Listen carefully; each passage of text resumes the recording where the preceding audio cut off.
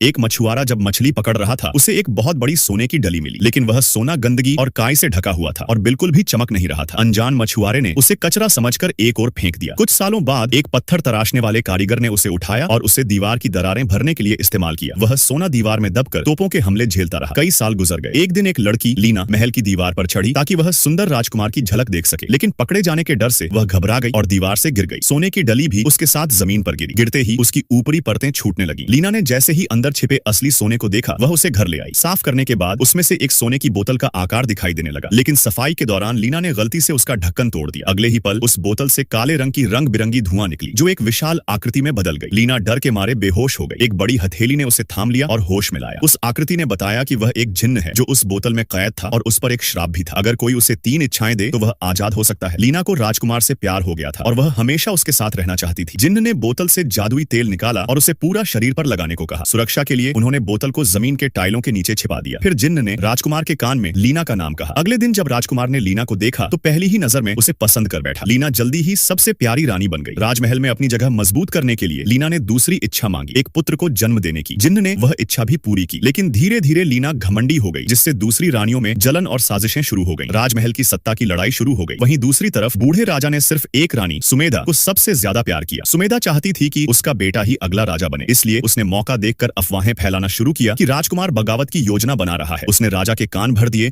और बाप बेटे के बीच फूट डाल दी। अंततः राजा ने कठोर निर्णय लिया और राजकुमार को बुलाकर उसे अपने सैनिकों से मार डलवाया। बेचारा राजकुमार बिना किसी दोष के मारा गया। जब जिन्न को यह पता चला, उसने तुरंत लीना से तीसरी इच्छा मांगने को कहा ताकि वह बच सके, लेकिन लीना दुख में डूब गई और कुछ नहीं मांगा। उसे महल की रानियों ने पकड़कर बोरी में डालकर समुद्र में फेंक दिया। जिन्न ने उसे बचाने की कोशिश की, लेकिन एक राक्षस ने उसका रास्ता रोक लिया। जब तक वह समुद्र में कूदा, बहुत देर हो चुकी थी। लीना डूब चुकी थी। तीसरी इच्छा न पूरी होने के कारण जिन्न को फिर से बोतल में कैद कर दिया गया। उसे फिर से दुनिया देखने की लालसा थी, इसलिए उसकी आत्मा महल में भटकती रही, पर कोई उसे देख नहीं सका।